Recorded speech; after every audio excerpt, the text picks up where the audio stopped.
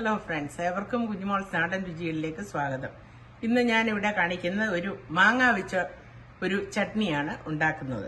അതിന് ആവശ്യമായിട്ടുള്ള സാധനങ്ങൾ ഞാൻ ഇവിടെ എടുത്തു വെച്ചിട്ടുണ്ട്. പച്ചമാങ്ങ 2 മീഡിയം സൈസ് മാങ്ങ ചെത്തി ചെറുതായിട്ട് കഷ്ണങ്ങളാക്കി വെച്ചിരിക്കുന്നു. മറ്റ് ചേരുവകൾ ചെറിയ ഉള്ളി, ഒരു ചെറിയ കഷ്ണം ഇഞ്ചി, വെളുത്തുള്ളി, കാന്താരി മുളക്, കറിവേപ്പില, തേങ്ങ ചിരകിയത്, ഒരു ചെറിയ സവാളയുള്ളി, 5 വറ്റൽമുളക് ചുട്ടത്, ആവശ്യത്തിനുള്ള ഉപ്പ്, 1 ടേബിൾ സ്പൂൺ വെളിച്ചെണ്ണ.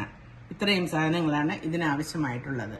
വിശദ വിവരങ്ങൾ ഡിസ്ക്രിപ്ഷൻ ബോക്സിൽ കൊടുത്തിട്ടുണ്ട്. ഇനിയും ഇത് എങ്ങനെയാണ് ഉണ്ടാക്കുന്നത് നോക്കാം.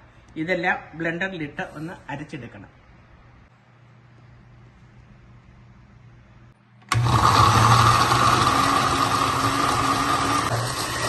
ബ്ലെൻഡറിനകത്ത് അരയ്ക്കാൻ പാടായതുകൊണ്ട് സ്വല്പം വെള്ളം ഇതിനകത്ത് ഒഴിക്കുന്നുണ്ട്.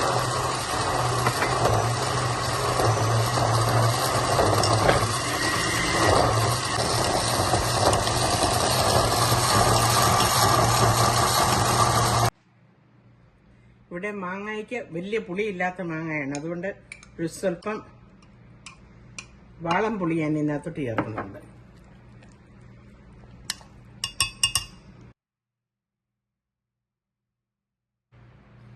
ഇവിടെ മാംഗോ ചട്നി റെഡി ആയിട്ടുണ്ട്. ഇനി ഇത് ഒരു സെർവിംഗ് ഡിഷിലോട്ട് മാറ്റാം.